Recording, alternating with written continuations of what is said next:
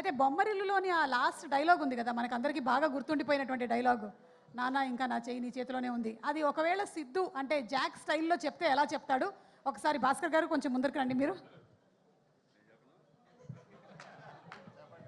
ఏయ్ నాన్న, ఇన్నాళ్ళే నన్ను దొబ్బుతున్నావు కదా, ఇంకా ఎందుకు వదలవు? నన్ను వదులు, నా చెయ్యి ఎప్పుడు నీ చేతిలో పెట్టు కూర్చున్నా. ఇది నిజంగా ప్రపంచ వింత.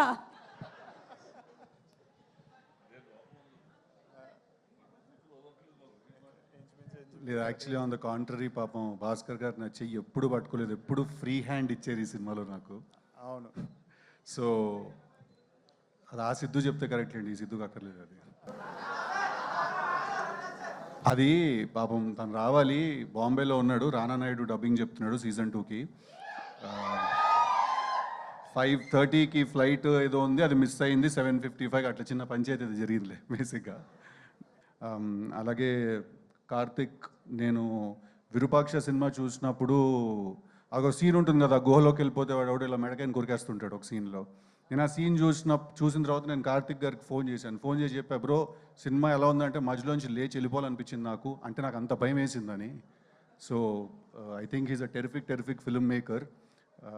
Thank you so much for coming today and thank you so much for your support.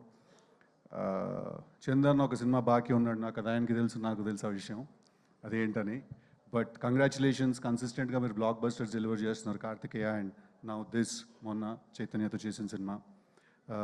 Thank you so much for coming and give me your support. Kalyan మామా ఏసేజ్గా స్టెప్ ఏదో గాలు తిరిపోద్ది, అంతేలే మామా, నా పాటకి ఎందుకు వేస్తావు నువ్వు. But thank you Kalyan. Kalyan నాకు చాలా చాలా క్లోజ్ ఫ్రెండ్, చాలా నాకు టిల్లు స్క్వేర్ రైటింగ్లో చాలా హెల్ప్ చేశాడు. తన కూడా extraordinary writer. So congratulations. Sequel hit కొట్టిన ఇద్దరు మనమే సీక్వెల్ హిట్ కొట్టిన వాళ్ళం. So congratulations and thank you so much for coming. And finally ఏంటి మా వంశన్ గారు వెళ్ళిపోయారా? వంశన్న వచ్చి యాటిట్యూడ్ చింటూ వెళ్ళిపోయాడు. మా వంశన్న థ్యాంక్ యూ సో మచ్, ఆయన కూడా వచ్చినందుకు, ఇంత సపోర్ట్ చేసినందుకు. నన్ను ఫస్ట్ నమ్మి సినిమా తీసిన ప్రొడ్యూసర్ ఆయన, కన్సిస్టెంట్గా నాతో సినిమాలు తీస్తూనే ఉన్నారు. So thank you so much.